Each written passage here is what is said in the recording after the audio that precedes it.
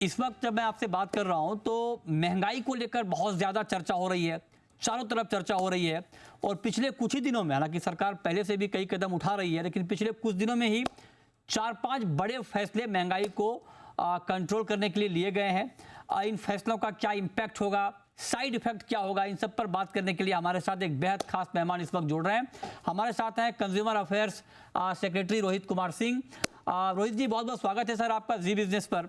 और मेरा पहला सवाल आपसे यही होगा कि प्याज एक्सपोर्ट पर पाबंदी लगाई गई है, और कल मेरी लासलगांव, जो कि प्याज की सबसे बड़ी मंडी है, वहाँ के डायरेक्टर से बात हो रही थी, तो उनका ये कहना था कि एक्सपोर्ट पर पाबंदी के बाद प्याज की जो थोक कीमत है बहुत तेज़ी से घटी है, करीब 1500 रुपये प्रति क्विंटल घटी है, ये उनका कहना था। और वो कह रहे हैं कि इससे किसान बहुत नाराज़ हैं, उनको नुकसान हो रहा है। तो किसानों को राहत देने के लिए क्या कुछ नए कदम आप उठाने जा रहे हैं?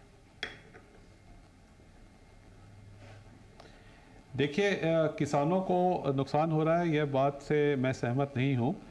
किसानों को अगर अपना उत्पाद बेचना है तो एकदम हमारी दोनों संस्थाएं जो है, नाफेड और एनसीसीएफ, वो वहाँ पर तत्परता से मौजूद हैं। और वो कल भी हमने 30 से 34 रुपए के बीच में वहाँ पे ख़रीद की है किसानों से। नुकसान केवल कुछ ट्रेडर्स को शायद होगा, जो बांग्लादेश की बढ़ी हुई कीमतों का उनको लाभ मिल रहा था।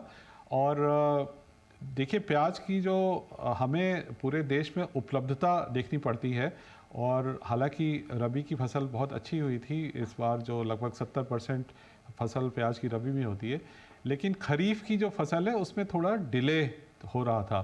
तो डिले की वजह से सप्लाईज थोड़ी बाधित हो रही थी, इसलिए हमें ये देश में उपलब्धता बनाए रखने के लिए कदम उठाना पड़ा कि पहले सबसे बड़ी प्राथमिकता देश का कंज्यूमर है वो होता है, तो इसलिए इसकी सप्लाईज यहाँ बनी रहें।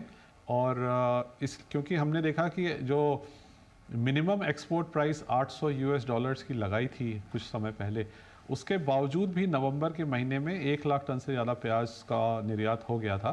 तो ऑब्वियसली उसे रोकना आवश्यक था, और उसका असर, जैसा आपने स्वयं फरमाया, दिख रहा है, और प्याज की कीमतें अब नियंत्रण में आ रही हैं।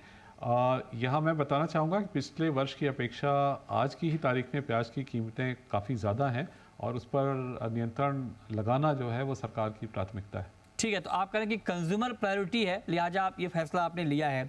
अब मेरा इससे जुड़ा हुआ एक सवाल और होगा, चूंकि दाम घटने शुरू हो गए हैं एक्सपोर्ट पर बैन के बाद, और चूंकि आगे सप्लाई भी बढ़ने की बात हो रही है नए प्याज की, तो क्या कुछ पुनर्विचार होगा अगर दाम मान लीजिए पूरी तरह से काबू में आ जाते हैं रिटेल में, तो क्या मार्च से पहले भी आप एक्सपोर्ट पर बैन हटा सकते हैं? बिल्कुल, ये कोई this is not cast in stone, and we always, मतलब हम इसकी प्रति सप्ताह समीक्षा करते हैं। बल्कि आपको विदित है कि प्रत्येक बुधवार को हम 4-5 सेक्रेटरीज साथ में बैठकर जो सारी एसेंशियल कमोडिटीज़ हैं उनके दामों की समीक्षा करते हैं, उनका पैटर्न देखते हैं कि क्या उतार चढ़ाव आ रहा है। पूरे देश भर में जो हमारे 550 पॉइंट हैं, जो हमारे पास एक डैशबोर्ड है, उसमें हम कीमतों की समीक्षा करते हैं। और अगर ऐसा लगा कि कीमतें काबू में आ गई हैं, तो बिल्कुल निर्यातकों के उसके समर्थन में इसको हटाया भी जा सकता है। बट यहाँ मैं अंत में ये निवेदन करना चाहूँगा कि कंज्यूमर प्राइसेस हैं का जो हित है वो सर्वोच्च प्राथमिकता है, और साथ ही फार्मर का हित भी सर्वोच्च प्राथमिकता है। और एक तरफ हमने जो एनसीसी और नाफेड के माध्यम से जो महाराष्ट्र के क्षेत्र हैं वहाँ पर लगातार खरीद जारी रखी है, तो उससे फार्मर का हित भी इफेक्ट नहीं हो रहा है, और आज भी एज वी स्पीक वो खरीद जारी है। क्योंकि सरकार की खरीद जारी है, तो आप कह रहे हैं कि किसान अच्छे भाव पर बेच सकते हैं, और अगर दाम काबू में आ गए तो आप एक्सपोर्ट पर बैन हटा भी सकते हैं। अब मैं आता हूं दाल पे सर। हाल ही में पीली मटर से इंपोर्ट ड्यूटी पूरी तरह से खत्म कर दी गई है। कुछ दाल ट्रेडर का एसोसिएशन का ये कहना है कि विंडो बहुत कम दिया गया है, तो इस पर आप क्या कहेंगे? और जो इंपोर्ट ड्यूटी हटाई गई है, इसका कितना इम्पैक्ट होगा सप्लाई के ऊपर? देखिए, जो येलो पीस पे इंपोर्ट ड्यूटी हटाई और उसके इंपोर्ट के रेस्ट्रिक्शंस को ख़त्म किया गया है, उसका बहुत अच्छा इम्पैक्ट पड़ा है। अभी सुबह ही 10 बजे में हमने मीटिंग में समीक्षा करी, और सारी ही जो पल्सेज हैं उनकी प्राइसेस नीचे आ गई हैं होलसेल में, and very soon they will translate into reduction in retail prices. तो सारी दालें उनकी कीमतों में कमी आई है।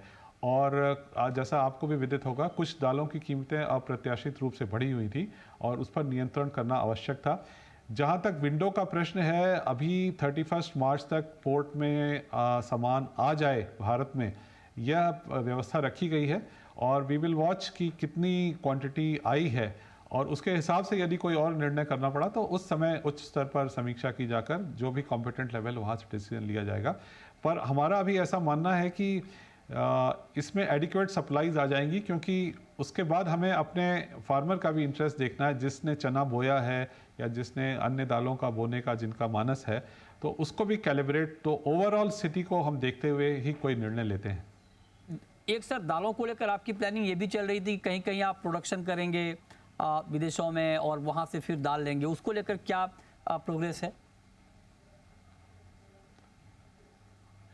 नहीं, विदेशों में प्रोडक्शन की बात तो नहीं थी, लेकिन जैसे तूर दाल और उड़द दाल है जिसमें हमारी आयात पर निर्भरता बनी रहती है, उस संबंध में चूंकि हमारा जो इंपोर्ट केवल म्यांमार और पूर्वी अफ्रीकी देशों से है, तो हम चाह रहे थे कि इस रिस्क को थोड़ा मिटिगेट किया जाए और अन्य स्थानों पर भी अगर ये संभव हो तो इस संबंध में अर्जेंटीना और ब्राज़ील के राजदूत और उनकी सरकारों के प्रतिनिधि से हमारी चर्चा हो गई है और उनको भारत में ये मार्केट है ऐसा बताया गया है और भारत में कितनी डिमांड है ये बताया गया है और उस हिसाब से वो अपना प्रोडक्शन, चूँकि उनकी जो क्लाइमेट की सिचुएशन और जो सॉइल की कंडीशंस वगैरह हैं, so agro climatically that is conducive to growing urad and toor, तो उनसे बातचीत हमारी चल रही है और उनको भी ऐसा लगता है, क्योंकि जैसे उड़द है, अब उसमें हमारी 99% निर्भरता केवल एक देश म्यांमार पर है।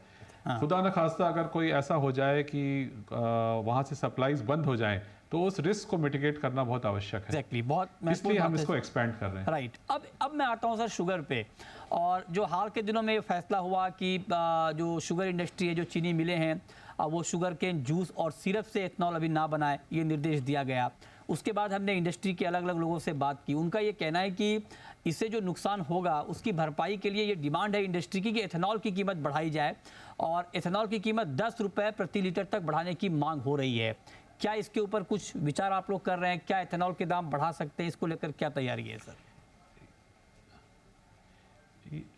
ये हमारे साथी जो फूड सेक्रेटरी हैं वो और पेट्रोलियम सेक्रेटरी मिलकर इस पर बातचीत कर रहे हैं और उस काफ़ी उच्च स्तर पर भी इसकी समीक्षा की जा रही है और मेरे ख्याल से कुल मिलाकर जो निर्णय होगा उससे जो इंडस्ट्री को बहुत ज़्यादा नुकसान नहीं होगा, ऐसा मेरा मानना है। सर मैं पर आपसे इसमें पुनः मैं ये निवेदन करना चाहूँगा कि शुगर की अवेलेबिलिटी और शुगर की कीमतें जो भारत में है वो सर्वोच्च प्राथमिकता है और कोई भी निर्णय होगा उसमें सबसे प्राथमिकता उसी को दी जाएगी। ठीक बात है। आपने चीनी की कीमत की बात की, तो ये कहा जा रहा है कि इस फैसले के बाद जो चीनी का उत्पादन है वो करीब करीब 25 लाख टन के आसपास बढ़ सकता है, जो डाइवर्ट नहीं होगा एथेनॉल के लिए। तो अगर 25 लाख टन ज़्यादा चीनी मार्केट में आती है तो प्राइस कितना कम हो सकता है सर? क्या उम्मीद करें, दाम कुछ कम होंगे अभी चीनी के? देखिए, ये जो प्राइस है ये सप्लाईज और डिमांड, अभी जो गन्ने की खेती है उसकी क्या संभावना है और अभी जो हमारे वेदर में डिस्टर्बेंसेस जो हमको दिख रहे हैं, हर क्रॉप को जो इफ़ेक्ट कर रहे हैं, तो उस हिसाब से हमें सावचेत रहना आवश्यक है और कोई भी रिस्क नहीं ले सकते, क्योंकि मान लीजिए फसल थोड़ी सी भी, जो कि अभी ऐसा अंदेशा नहीं है, पर यदि फसल गड़बड़ हो जाए तो इसलिए हमारा प्लान बी या बैकअप रहना चाहिए, ऐसा इस समय जो व्यवस्था है उसका मानना है, so that we are not taken by surprise at the end of the crop, इसलिए ये व्यवस्था की जाती है।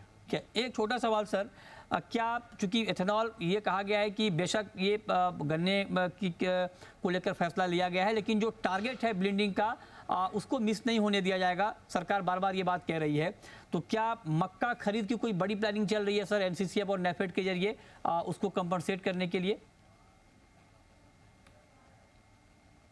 बिल्कुल सही कहा आपने, और ये ऐसा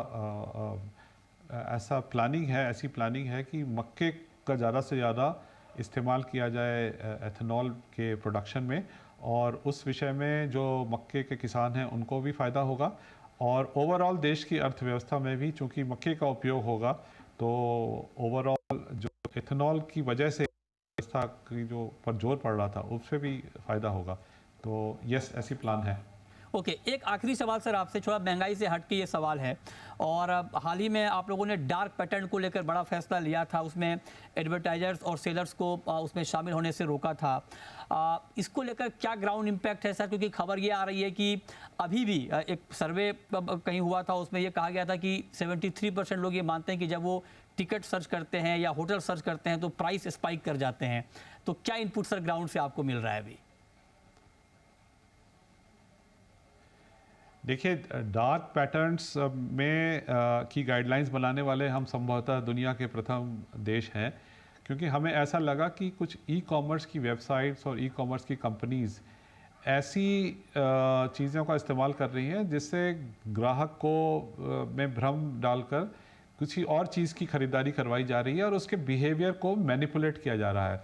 तो हमने इसका परीक्षण किया। हमने पहले 10 डार्क पैटर्न्स आइडेंटिफाई किए थे, फिर पब्लिक कंसल्टेशन के लिए डॉक्यूमेंट डाला, 30 दिन तक वेबसाइट पे लोगों से सुझाव मांगे। उसमें से IITs, IIMs, private individuals, companies, law firm, सब ने हमको सुझाव दिए। तो उसको ऐड करके हमने अब 13 डार्क पैटर्न चिन्हित किए हैं जिनके बारे में डिटेल गाइडलाइंस जारी कर दी गई हैं। As you would appreciate, dark patterns fall under unfair trading practices.